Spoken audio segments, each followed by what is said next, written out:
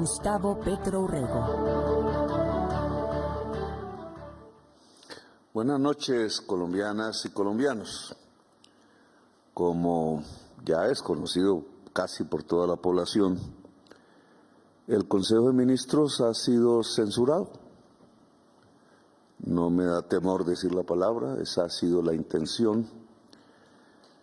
Parece que molestaba mucho a ciertos intereses políticos y económicos muy minoritarios, pero muy poderosos en la sociedad colombiana. Y parece que desde hace muchas décadas la tradición en la comunicación social de Colombia es ocultar, es tapar, es que no se sepan verdades, para que, como una especie de modorra, de intoxicación mental, las cosas que van mal en el país, pero que generan riqueza para unos muy pocos, pues se sigan manteniendo y que el pueblo, sin darse cuenta, siga haciendo permanente un proceso por medio del cual nos hemos convertido en uno de los países más desiguales socialmente del mundo, el segundo en desigualdad del planeta entero, y donde hemos perdido valores democráticos que fueron fundamento de la nación, de la República de Colombia, de la Gran Colombia, como ayer mencionaba. Nosotros nos fundamos sobre la base de la libertad y la democracia. Y poca libertad y poca democracia desde 1885 hemos tenido en Colombia. Prácticamente un manto que oculta, que quita la libertad hasta esclavitud tenemos ahora, y que le quita el derecho a decidir al pueblo, a pesar que la Constitución lo ordena, pues trata de oscurecer esos fundamentos, libertad y democracia, que deberían ser los signos de nuestra bandera tricolor. Sin embargo, con el hecho de censurar el Consejo de Ministros, buscaremos que la plenaria del Consejo de Estado vuelva por la Constitución del 91, no nos impide hablar, porque otras leyes que no fueron demandadas y que son de años nos permiten hacer alocuciones presidenciales, y por eso, en vez de hacer un Consejo de Ministros, decidimos hoy hacer una alocución, porque es absolutamente indispensable que la población se entere de hechos que atañen a su propia vida y a su salud. Todo lo público debe ser público, si no, ¿de dónde su palabra?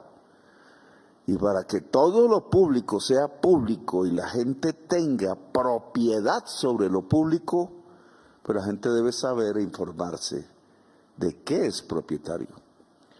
En las pasadas sesiones hablamos de algunos temas que brevemente voy a intentar explicar.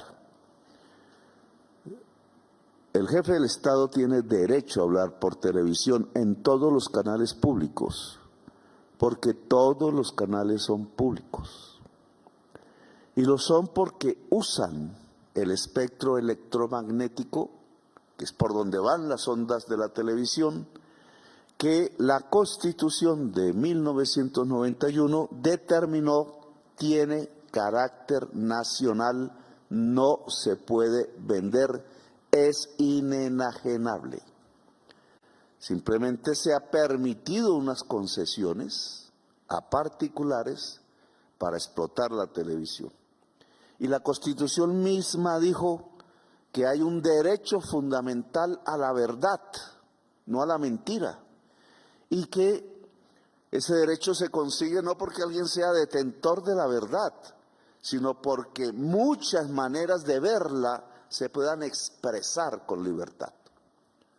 En Colombia hoy solo se expresan los dueños de los canales que llaman privados, entre comillas, pero que usan el espectro público, que son las personas más ricas de Colombia. Solo se hace ver como verdad lo que los 5 hombres más ricos de Colombia quieren que la sociedad sepa y lo que ellos no quieren que se sepa, entonces se oculta. Eso no es pluralismo informativo. Son muchas las visiones, entre ellas las del gobierno. ¿O creemos entonces que los 4 hombres más ricos de Colombia van a insultar y calumniar permanentemente al gobierno todos los días y que entonces se le va a quitar el derecho al gobierno de expresar su punto de vista y su opinión y sus decisiones? Es el ciudadano del común el que debe, la ciudadana, escoger, combinar, analizar, pensar. Cuando ve todas las posiciones informativas y no solo una, si no caeríamos en un totalitarismo que es el totalitarismo del poder económico, y eso no es una democracia. El poder económico obedece al pueblo, no al revés.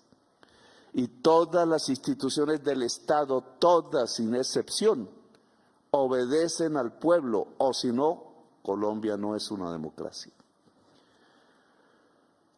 Ahora ya nos defenderemos judicialmente de este tema, pero quiero explicar otro tipo de problemas que se nos están presentando en este momento. Hemos convocado a una consulta popular. Creemos que es la hora de la decisión popular, la hora de los pueblos. Creemos que instituciones que son constituidas y no constituyentes, que obedecen a un poder que emana del pueblo y que no es el pueblo mismo, están intentando quitarle el derecho de decisión al pueblo. En temas fundamentales que ni más ni menos no son los derechos de ningún ministro aquí presente o del presidente de la República o de un congresista en particular, sino que son los derechos del pueblo, de la gente, los derechos del trabajo, los derechos de la vida, los derechos de la existencia. Y por tanto, si la Constitución del 91 dijo explícitamente que el poder emana exclusivamente del pueblo, a eso se le llama soberanía popular, y si son las decisiones sobre los derechos del pueblo, el pueblo debe expresarse. Hoy intentan también quitarle ese derecho a la población, muy asustados sí, quienes se han enriquecido, quienes han engañado durante décadas enteras, no quieren que el pueblo se exprese y decida. Yo creo que al llegar la hora de los pueblos, Colombia en su pueblo todo debe expresarse y decidir. Por eso el día de mañana el ministro del Interior aquí presente va a presentar en público las preguntas que se presentarán también a la decisión popular, la consulta popular. Y el 1 de mayo, el Día del Trabajo, las y los invito a duplicar las marchas que hicimos la vez pasada en todo el país. Para presentar, yo mismo lo haré, al Congreso y al Senado de la República, específicamente el texto para que empiece su debate. Queremos que si esta consulta popular es del pueblo, pues es el mismo pueblo el que debe salir a defenderla y que debe hacerlo con contundencia, en paz, como siempre lo hemos convocado, en alegría popular, en un estatus diferente que es el pueblo que manda y ya no el pueblo que obedece. No es el pueblo que se arrodilla, sino que se mira de frente entre sí y mira de frente las instituciones para dar las órdenes. Ese pueblo lo queremos este 1 de mayo en todas las plazas de Colombia y ojalá por millones, demostrando a quienes hoy intentan amordazar al pueblo de Colombia que no va a ser posible, que la consulta popular va, porque es una decisión popular. Voy a estar ese día en la Plaza de Bolívar y voy a entrar al Congreso una vez hablemos allí en público para presentar personalmente y con una delegación popular lo más diversa posible el texto de la consulta popular oficialmente al Senado de la República. Y voy a sacar la espada de Bolívar. Alguna vez lo hicimos en la posesión de presidente, pero creo que hoy es el momento. Creo que hay que desenvainar la espada para repetir una frase que el Libertador pronunció en su momento, y es que hasta que no haya justicia social en Colombia, no se envainará la espada, sino continuará desenvainada como hoy está en los salones de esta Casa de Nariño, expuesta públicamente a la población, pero me parece que esa espada debe guiar hoy la consulta popular, debe guiar más que el presidente al pueblo de Colombia, y por tanto saldrá a exponerse ese día en donde ojalá ya no 2 veces, sino 4 veces llenemos la Plaza de Bolívar ante el pueblo. Es Bolívar el que en el fondo convoca la consulta popular, y es el alma popular la que fundó la Gran Colombia, la que fundó el concepto de libertad, de república sin rey y de democracia, la que hoy queda convocada a expresarse, a decidir y a mandar en Colombia como en cualquier democracia decente del mundo. El tema de hoy es sobre la vida. He convocado a los ministros que más tienen que ver con este tema, algunos directores de superintendencias, de institutos, y tiene que ser alrededor de algo que está empezando a afectar con seriedad la existencia de la vida humana en Colombia. Se trata de hablar de la fiebre amarilla, de explicar en qué consiste el problema, de dónde surgió el problema, por qué.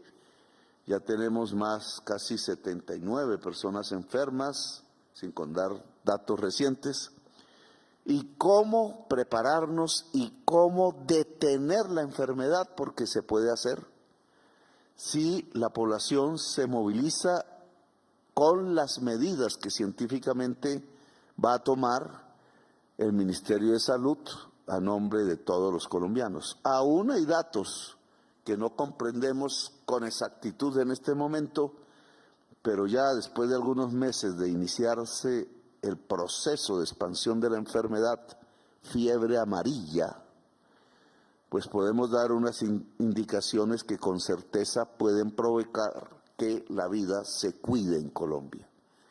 La mayor misión de la política y del ser humano en general es cuidar la vida.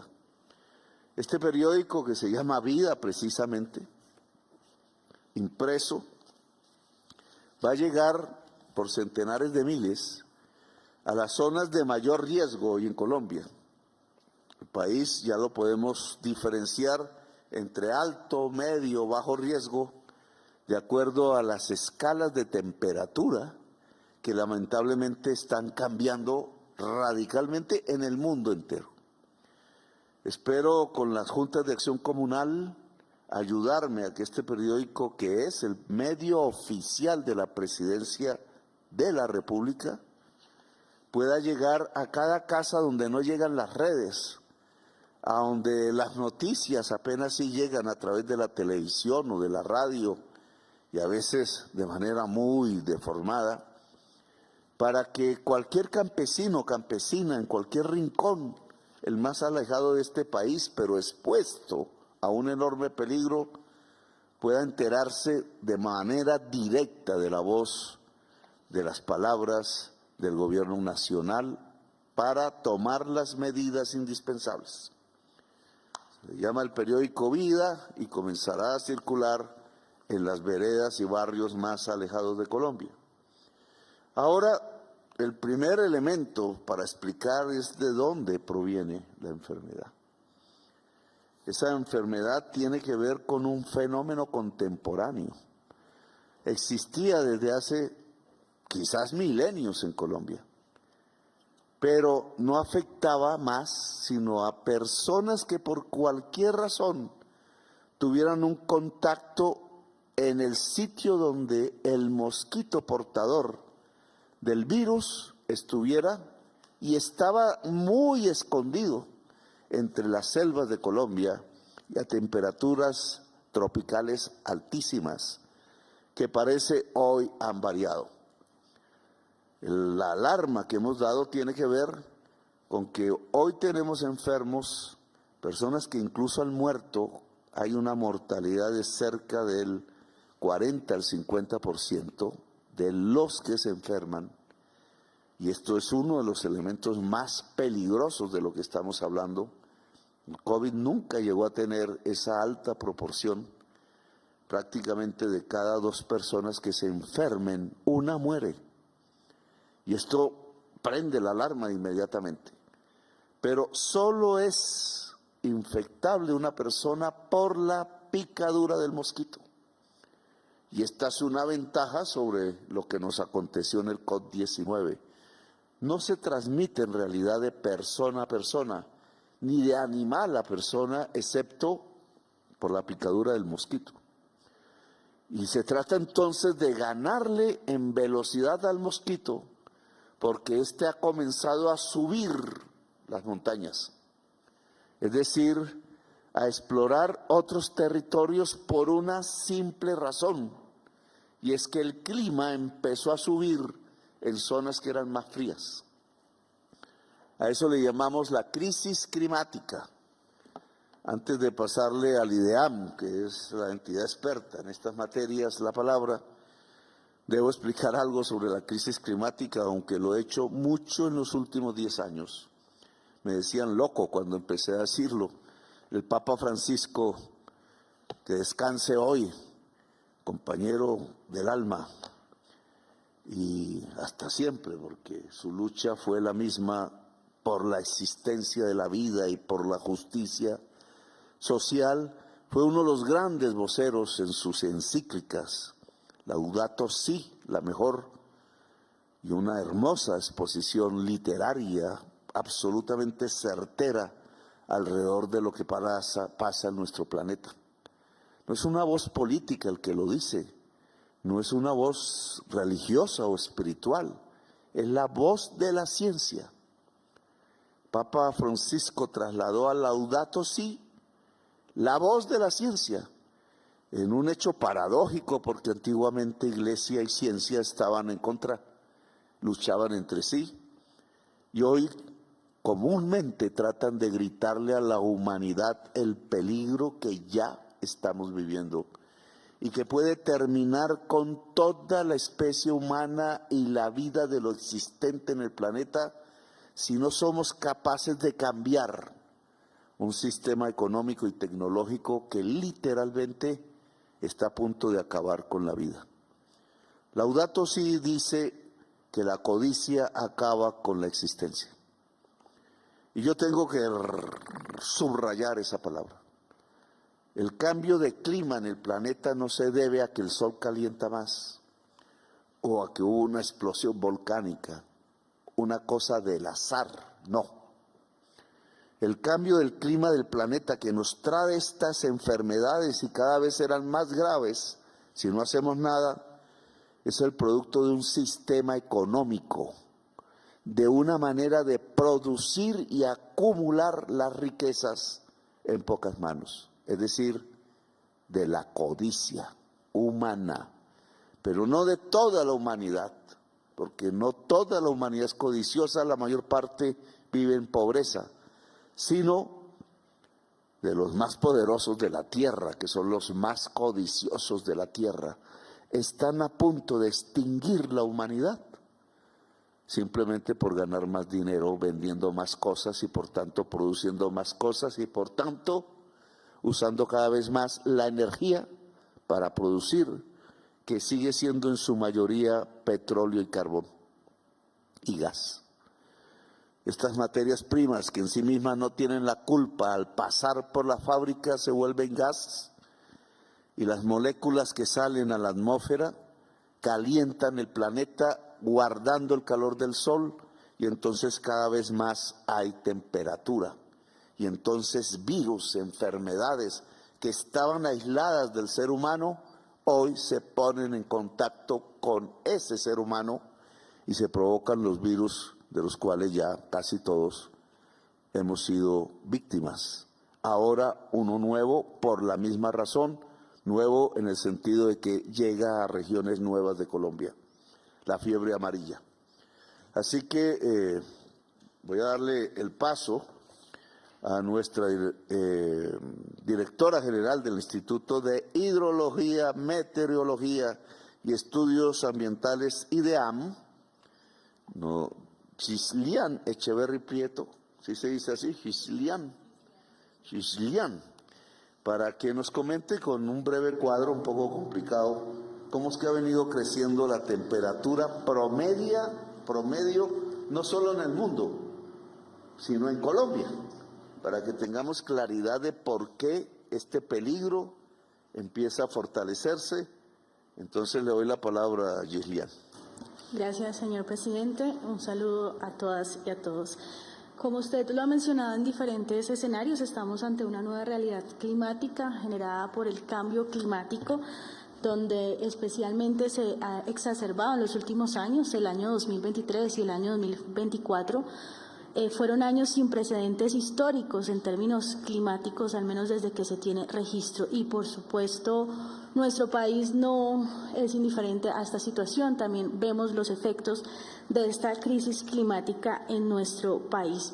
El IDEAM es el instituto, la institución pública que hace un monitoreo ambiental y climático en todo el territorio nacional, y esto nos permite tener datos validados y oficiales de ese monitoreo climático en el territorio, y con esos datos hemos generado esta información.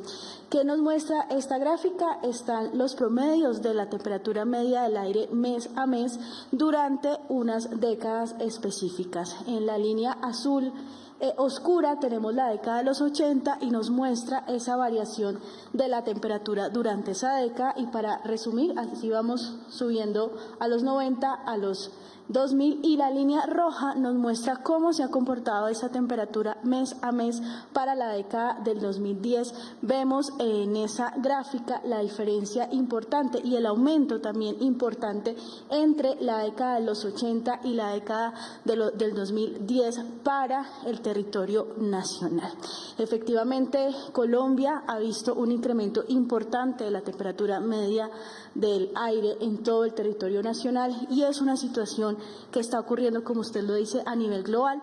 De hecho, el año 2024 que acaba de cerrar fue el año más caliente de la historia a nivel del planeta, y específicamente para América Latina y el Caribe tuvimos un incremento de 0.9 grados Celsius, que es bastante importante, entendiendo que con aumentos de esta magnitud ya hay cambios importantes en los ecosistemas, en los corredores ecosistémicos y por supuesto en el comportamiento de los vectores, que es a lo que nos trae esta situación. En resumen, el aumento de temperatura, que es la realidad que tenemos hoy, nos está llevando a una mayor incidencia en esa propagación de enfermedades por vectores. También, lamentablemente, como usted lo ha mencionado, si no se toman acciones drásticas, importantes a nivel global para detener la emisión de gases de efecto invernadero, los escenarios de cambio climático nos siguen mostrando un aumento de temperatura a nivel global y a nivel nacional. Para finalizar, decirle a todo el país que toda esta información está disponible, la data, para que la puedan consultar a todos los niveles, a nivel divulgativo y a nivel de capas de información, en nuestra página web y en nuestras redes sociales. Muchas gracias, señor presidente. Bien, entonces aquí tenemos el origen climático del problema. Colombia viene subiendo su temperatura promedio. ¿Es más alto el crecimiento en tierras frías? Por la altitud, por la cercanía al sol. Por eso se nos derriten los nevados, desaparecerán en cualquier momento completamente. Y coloca un enorme peligro sobre los páramos. Es la parte más sensible que tenemos, porque prácticamente todo el agua de Colombia sale de los páramos. La Amazonía, que es el gran pulmón de la humanidad, nace su agua que la alimenta de la cordillera oriental y hacia el sur de los Andes. Luego Ecuador, Perú y Colombia y algo Bolivia tenemos una enorme responsabilidad, porque si esos páramos mueren, esas tierras altas donde nace el agua muere, entonces la selva amazónica dejará de existir y se quemará. Y llegará un momento entonces a partir de allí, que es el tercer pulmón, tercer pilar climático del planeta, que ya no nos podremos devolver y nuestro destino quedará marcado por la muerte. Esa es la gravedad y eso es lo que nos dice la ciencia. ¿Qué se puede hacer? Pues obviamente dejar de consumir petróleo, carbón y gas en todo el mundo. Suena fácil, pero todos ustedes saben cuánto poder se mueve alrededor del petróleo, del carbón y el gas. Y entonces intentan impedir que pasemos a otro tipo de economía que llamamos descarbonizada y que contempla otro tipo de energía que llamamos energías limpias, pero ese será tema de otro programa. Aquí nos toca defendernos de los efectos inmediatos. Y el efecto inmediato hoy por hoy puede ser la pérdida del agua para la ciudad de Bogotá, pueden seguir otras ciudades, si locamente los políticos de Santander siguen insistiendo en sacar el oro de Santurbán, van a dejar a más de 2 millones de personas en esa región, Bucaramanga y norte de Santander, sin agua. Si locamente los dirigentes políticos de Antioquia siguen insistiendo en que hay que sacar el oro allá de Jericó y del sur de Antioquia, pues van a dejar regiones ricas, agrarias, que producen alimentos y riqueza nacional de otra manera a partir del trabajo humano, sin sustento. Las tierras fértiles empezaremos a perderlas por falta de agua y entonces empezaremos a tener problemas de nutrición mucho más serios que los que tenemos hoy. Bogotá y Antioquia empiezan a mostrar las consecuencias que en los páramos y en las tierras altas ocasiona la crisis climática, más si se combina con las deforestaciones de las selvas y la utilización de la tierra fértil para minerías. La riqueza no está en el oro, está en el agua. Y la gran riqueza del agua es que nos da la vida. Y eso es lo que se está poniendo en cuestión en todos los rincones del planeta. Aquí ya vemos cómo subió la temperatura en Colombia. Por tanto, el mosquito va subiendo por las montañas. Ha llegado en este momento a las zonas que antes llamaban templadas, pero empieza a subsistir en esas zonas. Muchos de los enfermos se enfermaron en zona selvática y llegaron a sus pueblos más altos y allí murieron o están convalecientes, pero otros, y ese es el problema, se han enfermado en sus regiones. Luego el mosquito está subiendo y hemos determinado pues declarar la emergencia en salud, sobre lo cual el viceministro de Salud Pública y Prestación de Servicios, primero va a hablar el ministro de Salud, tiene la prioridad, Guillermo Alfonso Jaramillo, del que hablan muy mal en la prensa, pero para mí, en mi existencia, que desde muy joven lo conozco, tenía 26 años creo, usted era liberal y yo del M19. Y tuvimos a bien de iniciar el proceso de paz desde el Tolima. En el Tolima, que fue el proceso de paz. Sí, y que en eso apoyamos todos nosotros, los sectores progresistas del departamento. El liberalismo de verdad, porque hay un liberalismo de mentira. Los de Alfonso López Pumarejo y de Jorge Luis. Se volvió godo y estafador.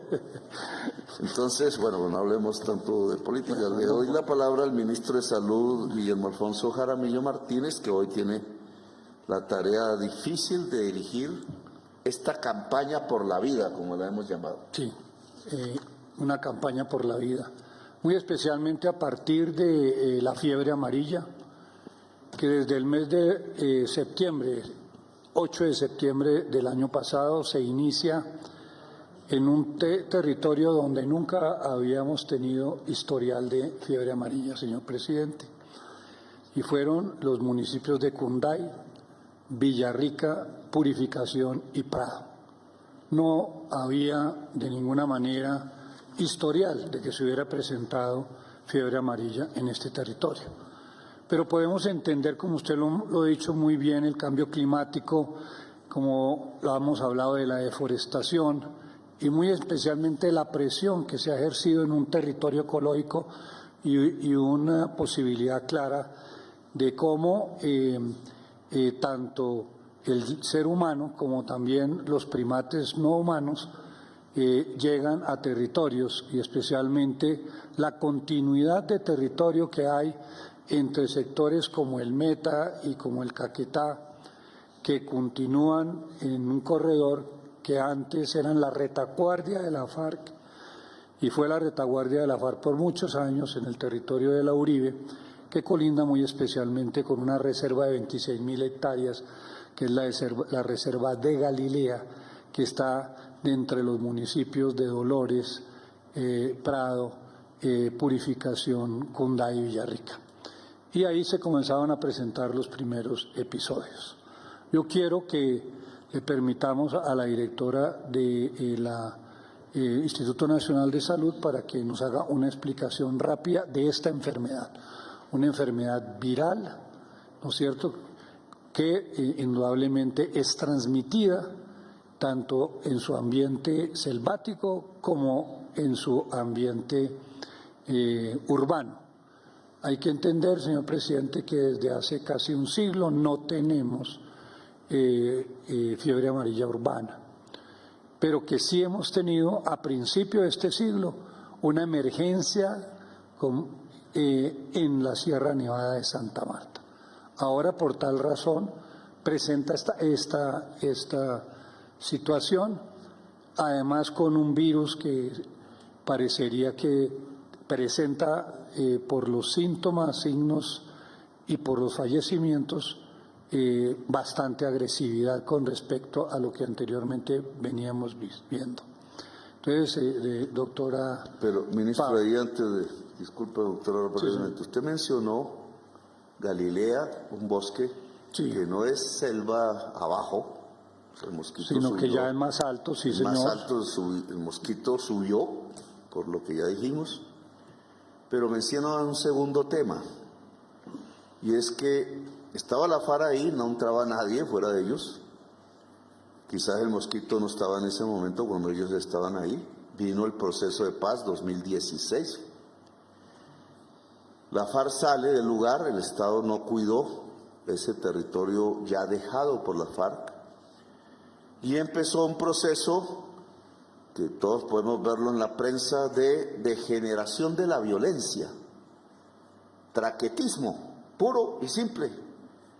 Y uno de los elementos de economía ilícita que se han venido desarrollando fuera de la hoja de coca, fuera del oro ilegal, es sacar la madera, que la FARC antes no dejaba sacar. Y protegía el territorio. Protegía, más o menos era una guardia, digámoslo así, todos tenemos... Era la retaguardia.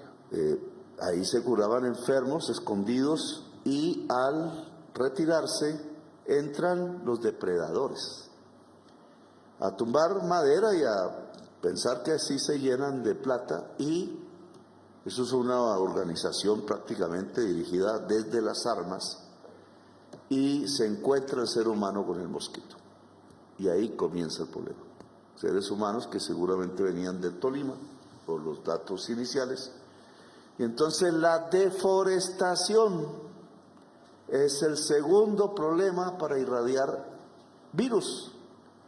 En el caso colombiano, la deforestación es la que le quitó, hecha en la selva, el agua en la cantidad suficiente al embalse de Chingaza. Bogotá hoy padece sed por la deforestación de la selva amazónica y no recuperará su equilibrio si no se vuelve a sembrar la selva en lugares que hoy son potreros, y que son absolutamente vitales para el equilibrio del agua de la cordillera oriental. Entonces, ahora sí, doctora Diana Marcela Pava Garzón, explícanos más científicamente todo este problema ya de la incursión del mosquito en la vida humana. Buenas noches, muchas gracias, señor presidente, colombianos y colombianas. Es muy importante tener presente que la fiebre amarilla es una enfermedad, un evento de interés en salud pública, que ha tenido un comportamiento especial en la región de las Américas, pero que también afecta a otros países de la región y de África. Pero en primer lugar hay que tener una información muy cercana a la población de que esté muy bien informada. En especial que tenemos dos ciclos, un ciclo que es urbano y un ciclo que es silvestre. Y en cada uno de estos ciclos existen vectores, o como le hemos llamado, señor presidente, vehículos que llevan el virus que son distintos. Sin embargo, el mosquito que viene del África en sus orígenes, que así lo conocemos, viene de la selva del África, ha tenido un comportamiento más urbano, en este caso lo conocemos como Aedes aegypti o el Aedes albopictus, así se conoce a este nivel. Sin embargo, en este ciclo urbano la transmisión se da por este vector de humano, pues con el mosquito que pica a uno y al otro. Sin embargo, tenemos el otro ciclo que es el ciclo silvestre o selvático, en el cual están los primates no humanos y una transmisión asociada específicamente a través de otros vectores, en este caso se conoce como Amegogus y Sabetes. Aquí en esta gráfica nosotros podemos ver muy bien diferenciado cuáles son esos dos ciclos y cuáles son los diferentes vectores que están implicados. Y se enfatiza que, por fortuna, hasta el momento no tenemos casos urbanos de fiebre amarilla. Es decir, que no es que yo vaya a una ciudad o que vaya a Ibagué o que vaya a Melgar y que de una vez voy a tener el contacto, voy a tener fiebre amarilla. Esto está más enfocado en esa prevención de los casos en la ruralidad que hemos personalmente visitado, hemos estado en esas veredas visitando a las personas que no pueden dirigirse a vacunar porque les cuesta mucho dirigirse hasta el centro urbano, por eso es que se está llevando la vacunación hacia ellos. Acá les mostramos algo muy interesante y es que hemos trabajado de la mano con el IDEAN y con otros factores en el Boletín de Clima y Salud, porque indiscutiblemente, como lo menciona el señor presidente, el clima y las diferentes variables afectan nuestra salud y pueden seguirla afectando si no hacemos algo a tiempo. Y aquí tenemos el comportamiento de la Aedes aegypti con un 67.6%, teniendo en cuenta que hay muchos municipios en el territorio nacional que están por debajo de los 1.200 o 2.300 metros sobre el nivel del mar. Acá tenemos la distribución también asociada en 416 municipios de la Aedes albopictus, que es este vector que también es urbano, pero que a través de esos estudios que se han realizado en el Instituto Nacional de Salud con las muestras que envían las entidades territoriales, eso es importante porque esto es salud pública generada por ellos, a través de estos parámetros de calidad, pues se ha encontrado este albopictus en áreas periurbanas. Y sucede algo muy interesante y es que este vector está muy familiarizado a estar con el humano, por eso él está en el área urbana, por eso él está en los tanques, en el agua limpia y se ha adecuado mucho más a diferencia de los vectores selváticos que crecen en esa unión que hay entre las hojas y los árboles. Entonces son dos hábitats completamente distintos y dos ciclos distintos. Acá podemos ver en este mapa, que me parece muy importante que se pueda dar a conocer algunos de los hallazgos de estos vectores silvestres en la población, porque obviamente Colombia es un país con una riqueza amplia, con unas zonas en bosques bastante importantes y tenemos algunos reportes en el territorio nacional en el 65.6% para Amegogus y en el 62.5% para Sabetes. Interesante saber que la fiebre amarilla es una enfermedad prevenible con la vacunación y que esas 79 personas que han estado con infección por fiebre amarilla, que en este momento debaten su vida en hospitales del país, pudieron haber sido prevenidas si hubieran estado vacunadas y que esa letalidad en los casos confirmados está entre el 40 y el 60%. De ahí viene la importancia de esta emergencia y que únicamente el diagnóstico se hace confirmatorio a través del laboratorio y en este caso lo lidera el país a través del Laboratorio Nacional de Referencia del Instituto Nacional de Salud. Con toda seguridad, señor presidente, estas pruebas tienen una alta calidad, tienen PCR de calidad y una PCR de confirmación. Algo dentro del marco clínico es que tenemos 3 fases, idealmente para que usted las conozca. Lo primero es una fase inicial o latente con un dolor en los músculos, malestar general, como muy similar a una gripa o un cuadro viral, y posteriormente puede haber una fase de presunta mejoría, y ya hacia el final comienza una fase tóxica después del 5º día. Y hemos tenido análisis muy importantes a través del hospital de referencia en Tolima, en donde después del 5º día, donde los pacientes realmente tienen ese periodo más crítico, y hasta el día 12, que es ese estudio que se está realizando, el paciente o fallece o por fortuna puede llegar hacia la mejoría a través de estas metodologías y técnicas que se están utilizando. Me permito también hablar sobre la situación de la fiebre amarilla en las Américas. Como hablábamos, hay 47 países en el mundo que presentan fiebre amarilla, 34 en África y 3 en Sudamérica y América Central, pero que en algunos de esos países pues es endémico y en algunas regiones. Aquí vemos a la semana 12 del periodo epidemiológico actual que Colombia presentó 31 casos, pero miren que en este momento vamos en 79. Por eso es tan importante ver esa velocidad de crecimiento con los casos de fatalidad. Acá tenemos este mapa que es muy interesante, que nos muestra a nivel de la ecología, porque teníamos un ciclo selvático. Por eso cuando uno iba al Bichada, o iba al Amazonas, o iba a Brasil, le decían a uno, usted está vacunado, y le preguntaban por la vacuna. Y acá encontramos el primer gráfico el año 2023, el segundo el 2024, y en el último de los puntos rojos ustedes pueden ver el comportamiento del año 2025, en donde encontramos también ese comportamiento de casos en el departamento del Tolima y un caso inusual que está en estudio en el municipio de Neira, en el departamento de Caldas. El gobierno nacional lleva 7 meses al frente de este tipo de emergencias, acompañando claramente al país para salvaguardar la vida. Señor presidente, doy la palabra al señor ministro para continuar.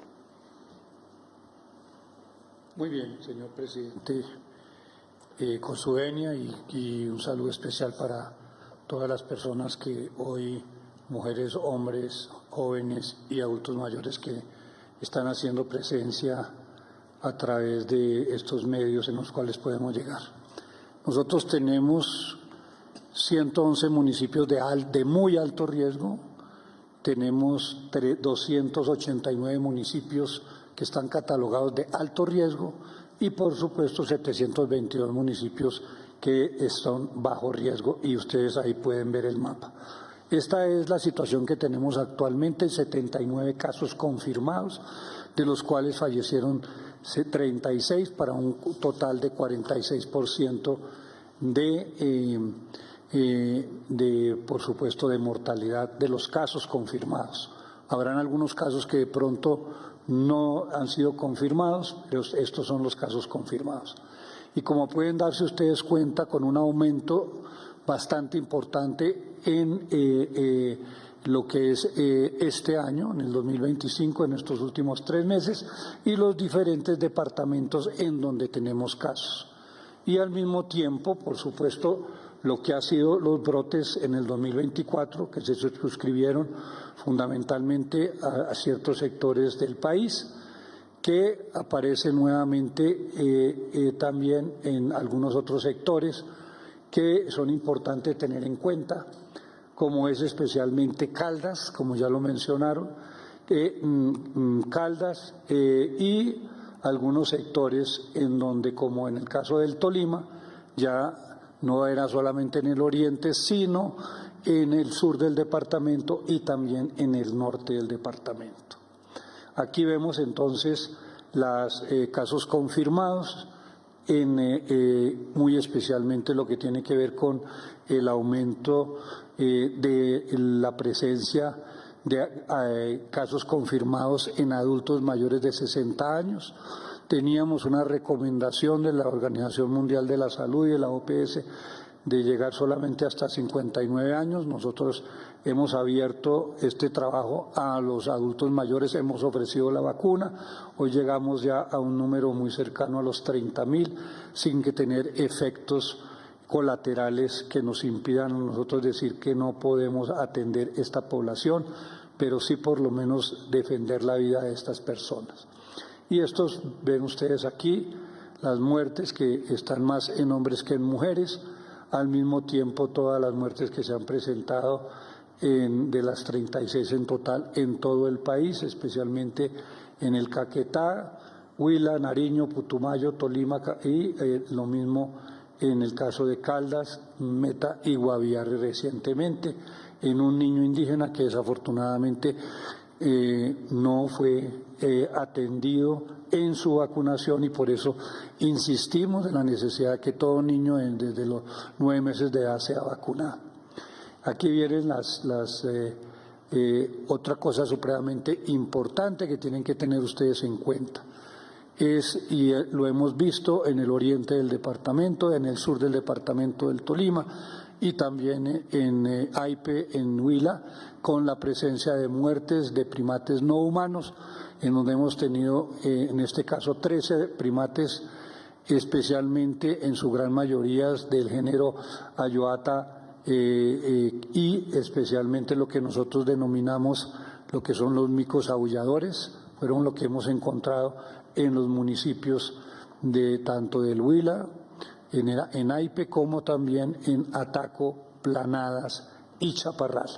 Y otra especie que es la Aotus, que lo hemos encontrado en el oriente del departamento del Tolima, y todo es importante que la gente tenga en cuenta de que si encuentran un mico enfermo o que haya fallecido, por favor inmediatamente no lo reporten para que a través de los equipos ya entrenados, tanto de los hospitales como de la atención que debe de hacer las alcaldías y con las todas las autoridades regionales, las corporaciones regionales, poder hacer lo que debe hacerse, que es recoger pruebas, especialmente de hígado, para poder estudiarlos en el Instituto Nacional de Salud. Este fue el brote que el 8 de septiembre se inicia en el departamento del Tolima, en 4 municipios, de los cuales ya tenemos 61 casos, 23 fallecimientos, y que, como ustedes pueden ver, aumentó para ir hacia Dolores, y al mismo tiempo, de esa manera, iniciamos desde septiembre con los equipos básicos de salud que tienen todos los municipios de Colombia, y poder ir a hacer un recorrido. Aquí vemos cómo es necesidad de atender. A mano derecha ustedes ven a una abuelita, murieron los 2 padres de una niña de 11 años, y al mismo tiempo las medidas necesarias de los toldillos en estas zonas de alta atención, las vacunaciones que vienen haciéndose con todos los equipos básicos, con la ayuda de los municipios, con los equipos que han tenido también las empresas, lo que son las EPS, las aseguradoras, y el brote que se nos presentó en el sur del departamento del Tolima, que en este momento estamos cubriendo todo lo que es Ataco. Déjeme meter la cucharada. Sí, señor. Cuando se dice equipos básicos de salud, a veces no se entiende. Cuando se dice equipos básicos de salud, a veces no se entiende qué significa eso.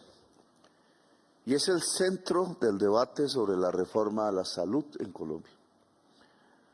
Como también todas y todos saben, el Congreso de la República no ha querido aprobar la reforma a la salud. E incluso se apresta a hundirla como cosa rara con las reformas sociales de Colombia. Y es importante trasladar ese debate a esta situación concreta para que comprendamos mejor de qué se trata esa reforma y qué buscaba y qué busca. Cuando hablamos de equipos básicos de salud, que son los que han cogido prácticamente en el caso del Tolima, por donde comenzó el problema, el toro por los cachos, es decir, son los que han salido a dar la batalla por la vida, son unos comités, unas comisiones de 5 personas, 8 en zona rural. 8 en zona rural. Está compuesto de personal médico, muchas enfermeras, promotores de salud, un médico, una médica. Pensábamos que debería integrarlo siempre un psicólogo, una psicóloga, por las circunstancias de violencia que vive Colombia en muchas regiones, que hace unas visitas, no que lo visitan los enfermos, sino que visita a la población que creemos está sana, en los ranchos, en las veredas, en los barrios populares de grandes ciudades o de pequeños municipios. Esto es lo que llamamos el eje de una medicina preventiva. No están discriminando en si tiene carné de la EPS, no la tiene, o si ya está enfermo o no, sino que va a mirar su situación de salud. Va a tomar los signos vitales, va a mirar las cuestiones ambientales que rodean al hogar, si hay peligros en el comer. Prácticamente toda la población diabética que no ha heredado la enfermedad, se ha enfermado de diabetes, es por mala costumbre en el comer, por mala educación, y una lección que se le hubiera podido dar a mucha gente hubiera podido salvarlos de la enfermedad. Aquí, a pesar de que el Congreso de Colombia no ha querido aprobar esta ley por una razón básica que la quiero dejar aquí explícita, porque el sistema de salud actual de Colombia está basada en el negocio. Ya nos tocó a varios, le tocó a Giovanni aquí, que ahora va a hablar al final, meterse prácticamente a una bodega de una gestora farmacéutica y descubrirles que tenían escondida las medicinas que tenían que ver precisamente con la diabetes. Sin esas medicinas la gente se muere. Criminales. Es una actitud criminal solamente para hacer crecer el precio, o peor aún, para que en el desespero de la gente entonces no pudieran, presionando al Congreso, no se pudiera aprobar la reforma a la salud y siguiera haciendo ese tipo de negocios. En este momento nosotros decidimos hace unos meses para acá invertir dinero del presupuesto en configurar esas comisiones de salud. ¿Tenemos cuántas, ministro, en este momento? Más de 10.000. 10.000 financiadas con el presupuesto nacional. Son una tropa de 80.000 personas. 80.000 personas la integran. Cuando ustedes ven a estos politiqueros, sobre todo, diciendo es que aumentó el gasto, aumentó la nómina, se les está olvidando que estamos construyendo es un ejército de la salud, fundamentalmente femenino, que haga lo que debió hacerse hace décadas en Colombia. Ir a las casas de la gente a intentar detener la enfermedad, no dejarla crecer, porque ya cuando crezca o muere la persona o es muy caro el tratarla, y entonces los costos de la salud se nos van por las nubes. Es más fácil prevenir que curar, pero la prevención no es un negocio. La hace el gobierno, los municipios, los hospitales públicos, las personas a las que les pagamos por ser profesionales de la salud y que deben ser mejor pagas aún.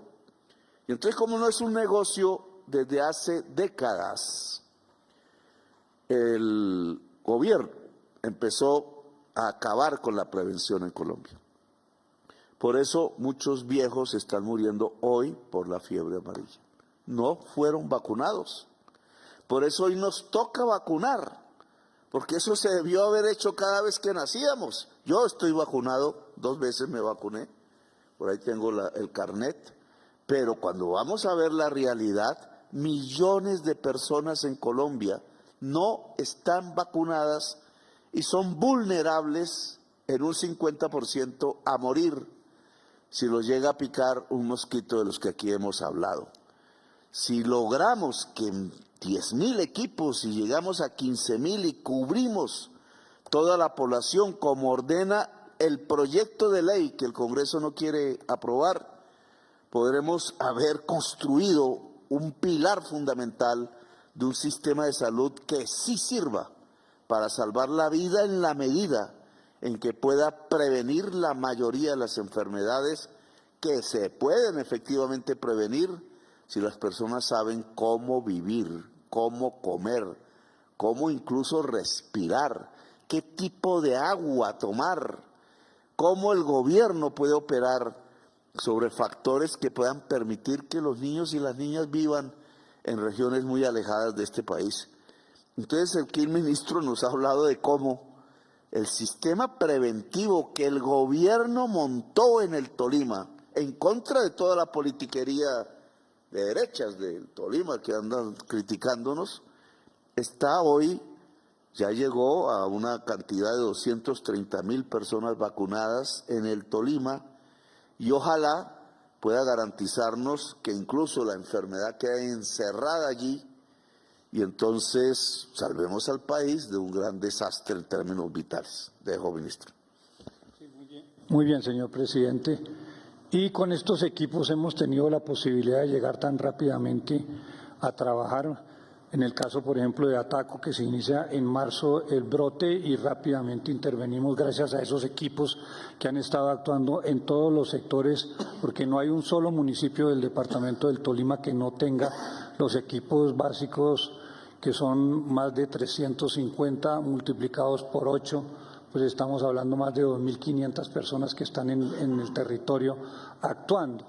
Y muy especialmente preocupados porque estamos muy cerca de municipios como Aipe, como Santa María, inclusive del propio Neiva, en la zona rural de Neiva. Y por eso tenemos que contener esta situación. Y otro tema importante es que encontramos un caso también en el norte del Tolima, en Palo Cabildo. Se ha hecho un buen trabajo. Yo quisiera que hoy viéramos, este es el caso de Palo Cabildo, que sería muy importante que todas las personas pudieran oír de un señor trabajador que ha sufrido el problema de la fiebre amarilla. Aquí, fíjese cómo es esto, ministro. Dice yo quiero decirle diario, a ver si me permite. A todos los ciudadanos. Sí, señor. Dice el diario El Tiempo. Presidente Petro no cumple orden del Consejo de Estado y transmite por canales nacionales Consejo de Ministros. Mentirosos. ¿Por qué la prensa tradicional de Colombia se encostró en la mentira? Esto no es un Consejo de Ministros. Consejo de Ministros tiene su formalidad, sigue después de este programa en los canales públicos. Esta es una alocución presidencial. Y si nos van a censurar las alocuciones presidenciales, entonces mejor den el golpe de Estado y veremos si ganan. Entonces no digan mentiras, la prensa no está para decir mentiras. Su misión fundamental es la verdad, señores del Tiempo. O señor Luis Carlos Sarmiento Angulo, que nos está debiendo 1.800.000 millones de pesos guardaditos en sus bancos porque no hizo la carretera de Lobo Guerrero. Esto no es Consejo de Ministros, es alocución presidencial. Nosotros no desacatamos la justicia, la respetamos. Quienes chuzaron a los magistrados y mataron a los magistrados son otros, no nosotros. Siga, ministro. Quisiéramos que oyéramos el caso de Palo Cabildo, un trabajador en su angustia por tener en este momento padeciendo la enfermedad de la fiebre amarilla. Yo quiero decirle a todos los ciudadanos, a aquellas personas que no quieren ser vacunadas contra la fiebre amarilla. Miren mi caso, tengo mi familia en mi casa, ellos están allá. Y aquí no puedo hacer nada por ellos. Y el consejo que les doy a todos, vacúnense. Yo quiero decirle... Entonces, pasemos. Caso concreto. Y por esa situación hemos tenido que trabajar también un caso que se presentó en Huila, lo mismo que se presentaron en Nariño, especialmente en Ipiales, la cercanía a la zona selvática que es endémica en estos casos, y también, por supuesto, incentivar para continuar atendiendo todos los sectores de Putumayo, del mismo Meta, Casanare, ¿no es cierto? Todos estos sectores, y Caldas, que es un caso pues que no sabemos exactamente cómo se presentó, pero sí hay una transhumancia entre los mineros de Ataco, muy famosos, con los mineros de Caldas, y además pues implica necesariamente una atención muy importante de los sectores de Caldas. Y también Caquetá y el Meta, que se ha presentado los casos actualmente, y Guaviare, como fue el último caso que tenemos. Nosotros hemos respondido con esos equipos para atender a través de la expedición de lineamientos, de puestos de mando unificado, 23 puestos de mando unificado, todas las circulares necesarias. Hemos invertido, señor presidente, en equipos básicos en estos territorios, más de 683.000 millones de pesos en el año pasado y este año. En el solo Tolima, que a veces nos dicen que no hemos invertido, el año pasado 61.000 millones de pesos y este año ya están programados y asignados 96.000 para un total de 158.000. Pero no solamente hay, en el Huila 139.000, en Caldas 88.000, en Risaralda 60.000, en Putumayo 81.000 millones de pesos, también en Caquetá 70.000, en el Meta 84.000, para hacer que estos equipos puedan ir a todos los territorios, como ustedes los pueden ver, inclusive sin dejar bajar a un jinete de caballo, de una vez se le está vacunando, buscándolos en todos los sitios. Esos son los equipos básicos que usted ha diseñado y usted ha promovido para que recorran todo el país y que hoy están en todas las latitudes de Colombia atendiendo adecuadamente con médicos, enfermeras jefes, enfermeras auxiliares, odontólogos, psicólogos, nutricionistas, inclusive con equipos de especialistas que comienzan ya a trabajar en diferentes sectores del país y especialmente partiendo de los municipios más complicados y difíciles que tenemos. Entonces, vean usted acá en el Tolima, que usted muy bien lo dijo, ya llevamos 230.000 vacunas. Esto no fue en el fin de semana ni antier, ¿no es cierto? Esto es un trabajo que se ha venido haciendo, en donde la Secretaria de Salud sí ha participado, no otros funcionarios, y al mismo tiempo el trabajo con todo el personal de las diferentes instituciones, especialmente lo que tiene que ver con los hospitales públicos, porque son los que han realizado, y también las EPS que han estado trabajando. Esta es la vacunación del Huila, esta es la vacunación de Caldas, esta es la vacunación de Putumayo, esta es la vacunación de Caquetá. Hemos reactivado toda la vacunación y, por supuesto, aquí está el ejemplo vivo. No se necesita más que mostrar que 31.748 mayores de 60 años han sido vacunados sin ningún efecto colateral que tengamos hoy que lamentar.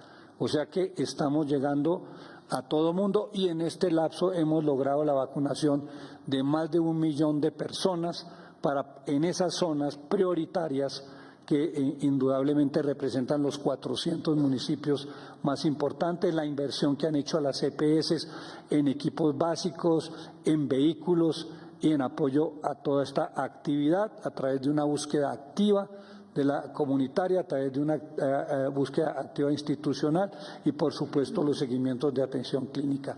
Además, un fortalecimiento, como usted nos lo ha pedido, señor presidente, de la infraestructura de salud, recuperando esos puestos de salud que están abandonados, que existen ahí.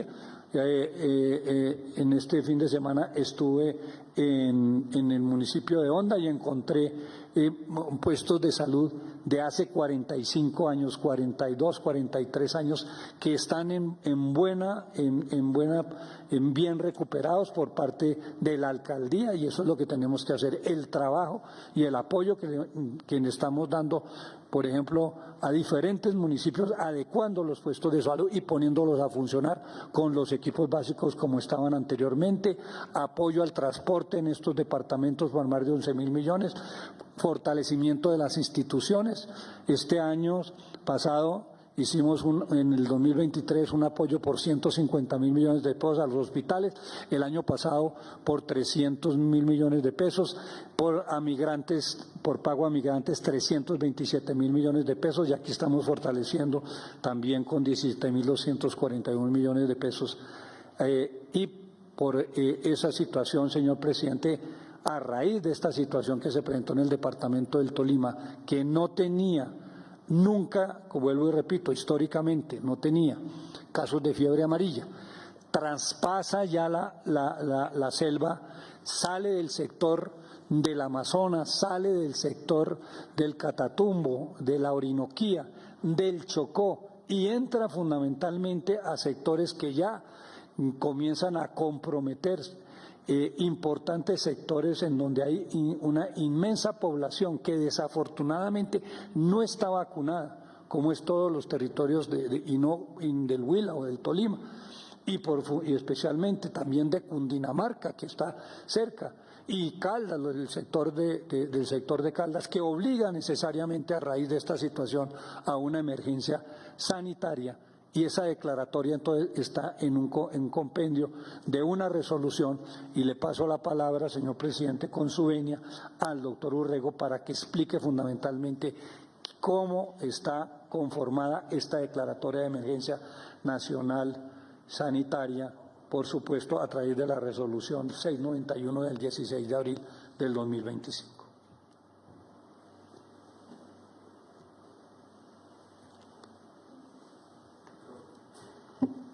Bueno, muy buenas noches a todos y todas, señor presidente, señor ministro. Se configuraron dos condiciones críticas para que el señor presidente, inclusive en la noche del martes 15 de abril, anunciara que iba a decretar una emergencia nacional. Y no tiene que ver solamente con el número de casos y el número de muertes, tiene que ver fundamentalmente porque la expansión es sumamente probable y las consecuencias sobre la vida de las comunidades, sobre el impacto social, cultural y económico está completamente demostrado. Esas dos condiciones configuran algo que está contemplado en la Ley 1953, que es una prerrogativa que se le entrega al Ministerio de Salud para decretar emergencia sanitaria y que en este caso es una emergencia fundamentalmente preventiva para tratar de bloquear y evitar que haya una urbanización de la fiebre amarilla, lo cual tendría consecuencias incalculables. ¿Cuáles son las medidas? Esta resolución, la 691, determina que se decreta la emergencia sanitaria nacional a partir de esta fecha. ¿Hasta cuándo va la emergencia? Hasta que transcurran 8 semanas después de que dejemos de detectar casos humanos o casos en este caso en los primates no humanos o epizootias. Con base en la clasificación de los riesgos tenemos lo siguiente: 111 municipios en muy alto riesgo. ¿Por qué? Porque hay circulación activa del virus o porque se están presentando casos humanos o en los primates, municipios aledaños, o porque hay un corredor ecoepidemiológico cercano al municipio de los casos. Eso nos da 111 municipios. El alto riesgo es para aquellos que tienen todas las condiciones epidemiológicas, ambientales, de circulación de mosquitos, pero que no ha configurado todavía caso, y son 289 municipios. Y el riesgo bajo es donde hoy actualmente no se configuran todas las condiciones, pero puede variar por todo lo que ha explicado el señor presidente en materia de cambio climático, problemas antrópicos, sociales, el tema del desplazamiento, actividades económicas, etcétera. Este es el mapa de los 111 municipios de muy alto riesgo. ¿Qué debe suceder ahí? Ahí identificamos 760.257 personas susceptibles. ¿Por qué? Porque no están vacunadas. Entonces, las medidas son vacunar a todas las personas susceptibles en el municipio respectivo a partir de los 9 meses de edad hasta cualquier año, inclusive después de los 59 años, sin restricción, pero de acuerdo a lo que establezcan los equipos cuando hacen las movilizaciones para vacunación. Bloqueo vacunal de veredas. Cuando se presenta un caso es absolutamente perentorio bloquear para vacunar todas las casas, todas las personas que hagan parte de ese territorio, y restricciones estrictas de movilidad con apoyo del sector defensa y de policía en el marco de las definiciones de las autoridades locales para implementar puestos de control sanitarios con punto de vacunación, exigencia de carnet de vacunación o la declaración de rechazo o declaración de antecedente vacunal. Aquí hay muchos colombianos y colombianas que se han vacunado pero no tienen el carnet o no aparecen en los sistemas de información. El Ministerio de Salud facilitará un formato que permita registrar esta situación y se exigirá el carnet para ingreso a parques naturales en estos municipios. En la segunda categoría, que son los municipios de alto riesgo, 289, aquí ven ustedes el mapa, se estima en 2.836.109 personas susceptibles, es decir, están sin vacunarse. Entonces la medida es vacunarlas, sin bloqueo vacunal, no es necesario porque no hay casos, vacunar a todos los viajeros de 9 meses y más de edad que viajen a municipios de muy alto riesgo y se exigirá también el carnet para ingreso a parques naturales. La parte final son 722 municipios de bajo riesgo, aproximadamente casi 7 millones de personas son susceptibles, requieren vacunarse. Continuamos con el programa permanente de vacunación a partir de los 9 meses hasta los 19 años, pero todos los viajeros que vayan a zonas de muy alto o alto riesgo deben vacunarse y en todo caso se vacunará a libre demanda a la población del respectivo municipio también a partir de los 9 meses de edad. Vamos a intensificar por sectores, ya se acabó de terminar una reunión con las diferentes entidades del gobierno para que los sectores de economía, educación, defensa, comunicaciones estén articulados y también movilicen todo su poder, su capacidad institucional y a la sociedad para concurrir en este esfuerzo para enfrentar la emergencia.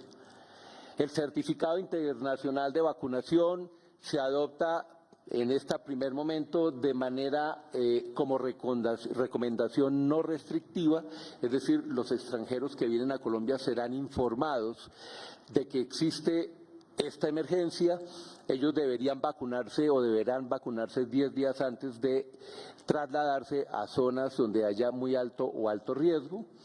Vamos a reforzar los equipos básicos que ya ha presentado el señor ministro.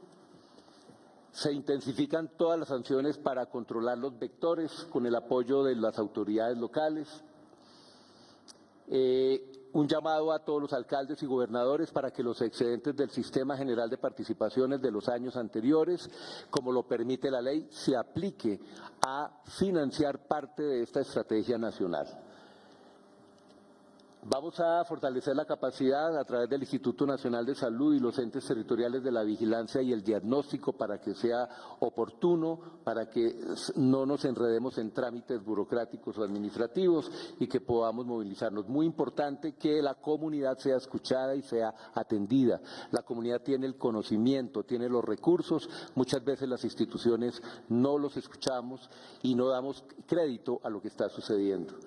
Las EPS tienen que cumplir con sus obligaciones, pero fundamentalmente deben concurrir a identificar su población afiliada que está vacunada o que no está vacunada e inclusive informarle en cuál es su estado vacunal. Además de ello, deben proveer recursos y esfuerzos para que toda la red pública y privada del país pueda volcarse a prestar sus esfuerzos para concurrir en esta estrategia. La alerta hospitalaria nacional es muy importante. Se ha declarado alerta amarilla para todas las instituciones públicas y privadas de salud. Esto significa alistarse, pensar y reconocer casos sospechosos para poder proceder a cuáles son probables y cuáles son confirmados. Allí donde haya casos se declara alerta naranja y cuando un municipio ya tenga superada la capacidad institucional será alerta roja.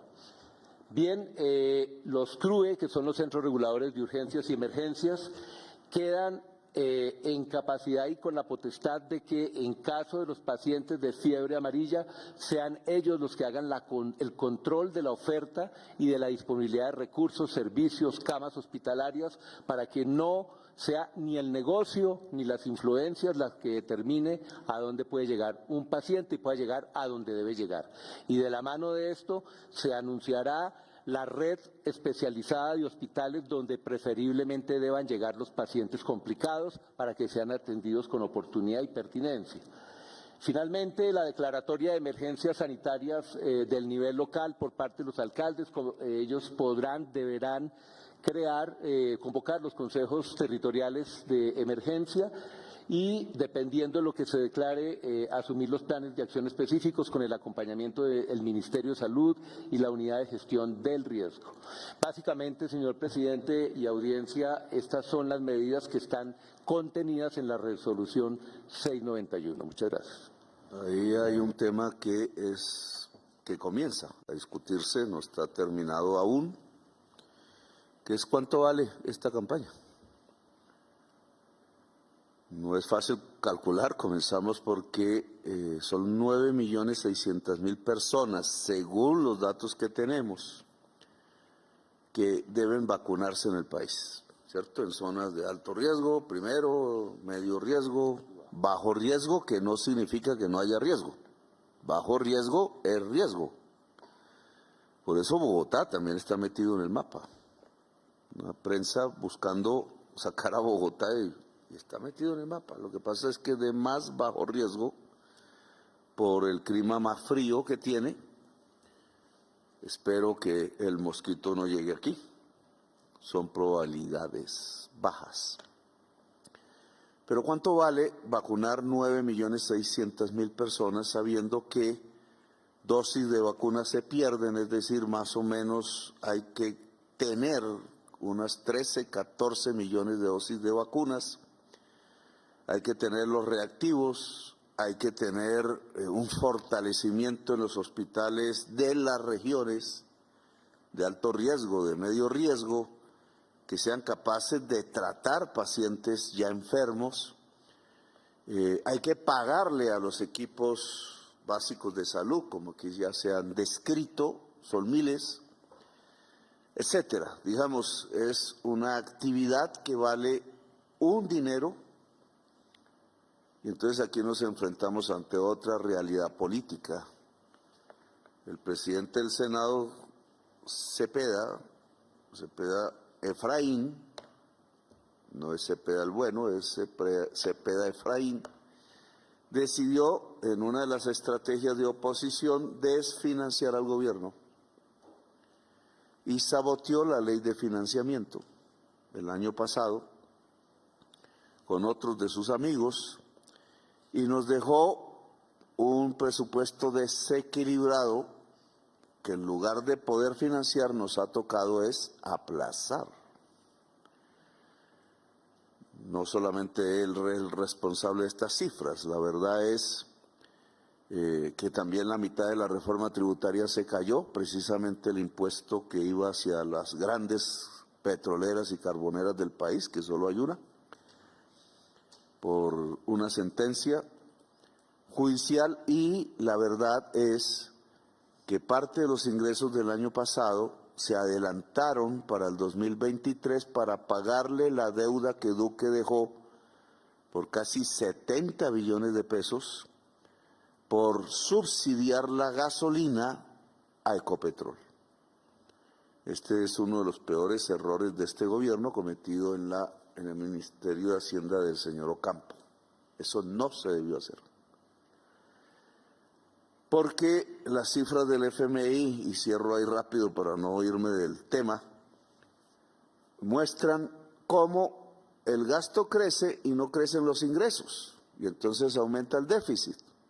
La prensa de oposición dice es que ustedes están gastando mucho, y lo único que está haciendo crecer el gasto es que el Banco de la República, que no controlamos nosotros, sino el señor Duque, está aumentando la tasa real de interés y por tanto hace más cara la deuda. Mientras que el error del gobierno fue adelantar los ingresos del año pasado para el 2023 y pagar la deuda de Duque con Ecopetrol. Es decir, disminuimos fue la deuda, pero no aparece en las cuentas del FMI. Le he pedido al ministro de Hacienda que ponga esos datos para que el pueblo colombiano sepa cuánto era en realidad el déficit fiscal en el gobierno de Duque y cómo lo hemos reducido nosotros a partir de grandes sacrificios que al final traen aparejado el sabotaje del Congreso y de la reforma tributaria. Entonces la pregunta es, en estas circunstancias donde el gobierno prácticamente agota su caja, ¿cómo va a afrontar la financiación de una campaña tan masiva con 14 millones de dosis de vacuna que hay que producir en Colombia? Paréntesis, solo en 3 países se produce la vacuna. Uno es Brasil, el otro es Senegal con los franceses y el otro es París con los franceses. Y nosotros no producimos la vacuna porque temas de políticos muy interesados en el buen existir en Colombia decidieron acabar la producción de vacunas en el país en el Instituto Nacional de Salud. Fue Andrés Pastrana. Entonces no hacemos vacunas, hacemos algunas para animales. ¿Cómo vamos a hacer para tener la gran cantidad de vacunas? Ya la enfermedad ha estallado también, igual que en Colombia, en Brasil, en Ecuador y en Perú. Luego la demanda va a crecer y solo hay 3 laboratorios en el mundo que producen. Debemos producir en Colombia y eso es dinero. Con el Instituto Nacional de Salud hoy se hizo una reunión. Hay algunos laboratorios que tendrían la potencialidad, públicos y privados, pero tiene que moverse rápido y tenemos que tener dinero. Y entonces aquí surge un tema. Si dinero no hay en caja y esta es una emergencia y es de vida o muerte y necesitamos hasta ahora un cálculo inicial 600.000 millones de pesos que pueden elevarse dependiendo de la velocidad de la enfermedad a 1 billón, ¿cómo vamos a financiar la campaña? Y hay 2 maneras: trasladando partidas del actual presupuesto a financiar este gasto que no estaba previsto. Y entonces, ¿de dónde va a salir de la plata? Lo voy a decir bien aquí y claro: de las concesiones 4 y 5G de Colombia, que se han dedicado a guardar la plata en los bancos en fideicomiso porque no están cumpliendo los contratos de construcción de las carreteras. Y le he pedido a la ANI del Ministerio de Transporte y al Ministerio de Hacienda que visiten de inmediato para determinar el grado de incumplimiento y por tanto la estafa hecha a la nación con ayuda de funcionarios públicos, llenando las arcas del banco, 42% de Bancolombia, de dineros que, necesitándolos el gobierno, siendo del gobierno, han terminado guardados por contrato en fideicomisos de estos bancos. Si no es suficiente esto, vamos a la emergencia económica. La vida está primero. Sabemos que la oposición buscará tumbar decretos, etcétera, sin pensar en la vida, porque en Colombia también hay política de la muerte, y cómo que lo hemos sentido en las últimas décadas, pero este gobierno es de la política de la vida y con los mecanismos extraordinarios buscaremos financiar lo más pronto posible la totalidad del programa para que Colombia pueda salir airosa de un virus que indudablemente es mortal. Le queda última palabra a Superintendente Nacional de Salud. Están al frente de unas EPS intervenidas por el gobierno. Allí también hay una fuente de recursos. La orden que yo he dado es que esas EPS ya se conviertan en gestoras farmacéuticas y de salud y instalen con los recursos que tienen los equipos básicos de salud por EPS. Hasta ahora lo ha hecho el gobierno, lo público, la prevención, pero las EPS intervenidas tienen que hacerlo también. Y ojalá las EPS no intervenidas, porque las he invitado a convertirse, usando leyes anteriores, en gestores farmacéuticos que hagan referencia y contrarreferencia de los pacientes y abandonar la función de aseguradoras financieras que las ha llevado realmente a la quiebra. Helber Giovanni Rubiano García, el que descubrió las vacunas de la diabetes escondidas en una gestora farmacéutica cuando la gente pedía en los dispensarios una medicina que es fundamental para la salud.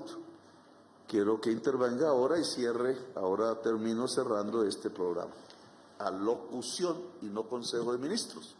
Consejo de Ministros sigue inmediatamente con todos los ministros. Hay que hacer mayoría para que se instale oficialmente en el canal público, así que a todos los televidentes de los canales privados los invito inmediatamente, acabe Helber Giovanni Rubiano de hablar, a pasar al canal público, a los canales públicos y las emisoras públicas, para continuar dando las indicaciones sobre esta que es la campaña por la vida. Gracias. Muy amable, señor presidente, a todos los televidentes, muy buenas noches. Bueno, siguiendo la instrucción del señor presidente, esta superintendencia ha realizado toda su labor misional de inspección, vigilancia y control, y en lo que tiene que ver con nuestro punto que estamos tratando el día de hoy de fiebre amarilla, pues hemos hecho una labor muy concienzuda en todo el territorio nacional de seguimiento, de acompañamiento, de verificación, de que todos los actores que intervienen en este proceso hagan su labor al pie de la letra. No solamente entidades territoriales, no solamente secretarías departamentales y municipales de salud, sino también EPS intervenidas y no intervenidas, hospitales públicos intervenidos y no intervenidos, que por supuesto tienen que ver con todo el engranaje de esta operación que se está desarrollando en nuestro país. Decirle, señor presidente, que con tristeza, evidentemente, estos 36 casos fallecidos son la evidencia de un fracaso del sistema. Un sistema fallido que evidentemente nunca priorizó la prevención y no vacunó a estas personas que seguramente si hubieran estado vacunadas, por supuesto, hoy no estaríamos lamentando su muerte. Y entonces, en ese sentido, hemos dado instrucción a las EPS intervenidas de volcar y digamos, tratar de buscar la forma lo más pronto posible de gestionar esa gestora farmacéutica, esa gestora en salud, priorizando la vida del ser humano por encima de los negocios. Hoy le puedo dar, señor presidente, la siguiente cifra. Tenemos más de 890 equipos básicos de atención consolidados y operativos por parte de las EPS intervenidas y más de 900 CAPS funcionando y articulados con los equipos básicos de atención, adicionales, por supuesto, a los que el señor ministro ha comentado en su intervención previa. Tenemos la firme convicción de que estas cifras tienen que aumentar, pero además ser operativas, ser resolutivas. No podemos llegar a las casas a buscar tomar la atención o a interactuar con las personas, sino llevar realmente la solución, buscar llevar los medicamentos, tomar las pruebas rápidas, hacer los exámenes de laboratorio que se necesiten allá en el territorio. Hay que buscar la forma de acercar el sistema de salud allá en las veredas donde hay más dificultad y de vías de acceso. En ese sentido, señor presidente, quiero decirle también que tenemos un seguimiento exhaustivo cada 8 días, todos los sábados y domingos, de evaluación de gestión con cuadros de mando de control de cada uno de los puntos administrativos, técnicos, científicos y de seguimiento a protocolos y guías de manejo por parte de cada una de las EPS. Y esto ha dado un funcionamiento muy importante, ha sido muy efectivo para todas las comunidades y todos los afiliados. Igualmente, señor presidente, comentarle que de acuerdo a su instrucción, a su orden, nosotros con las EPS intervenidas, hoy ya estamos negociando directamente con los laboratorios productores de medicamentos. Ya no tenemos intermediación en gran parte de los medicamentos que tienen que ver con el alto costo y me refiero particularmente a aquellos medicamentos que se utilizan para el trasplante de órganos como son el riñón y el hígado, algunas enfermedades huérfanas y por supuesto alto costo como el VIH y especialmente el cáncer. Ratificar que no deben haber barreras de acceso a los servicios de salud. Por ningún motivo, ninguna EPS, intervenido o no, debe generar una autorización, un procedimiento administrativo que genere una barrera de acceso a los servicios de salud. Entonces, esas son las acciones concretas y contundentes y medidas, porque las estamos midiendo cada 8 días por parte de esta superintendencia y, lógicamente, acompañando la labor del señor Ministro de Salud, del Instituto Nacional de Salud y de todas las demás entidades del Gobierno para lograr rápidamente contener este brote epidemiológico de la fiebre amarilla. Señor presidente, feliz noche. Bien, entonces hemos llegado aquí al final.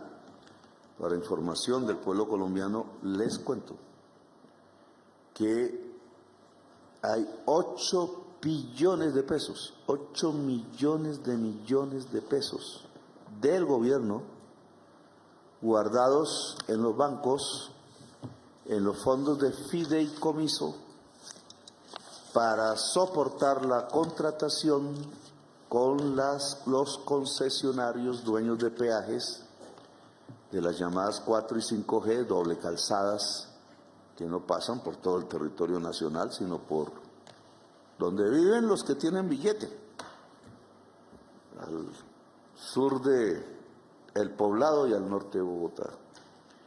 No llega ninguna doble calzada ni siquiera al mar. Pero allí, en un 42% en el Banco Colombia, le sigue el Grupo Aval, está esa plata guardadita cuando la necesitamos nosotros y no las usan porque no están haciendo las carreteras. Y entonces aquí tenemos una de las mayores injusticias tributarias y fiscales en el país. Mucho de ese dinero podría resolver el déficit fiscal y financiar la campaña por la vida que aquí les hemos presentado. Por eso nos toca otro tipo de instrumentos. Terminamos esta, que es la locución, señores del tiempo, leer un poquito las leyes antes de escribir.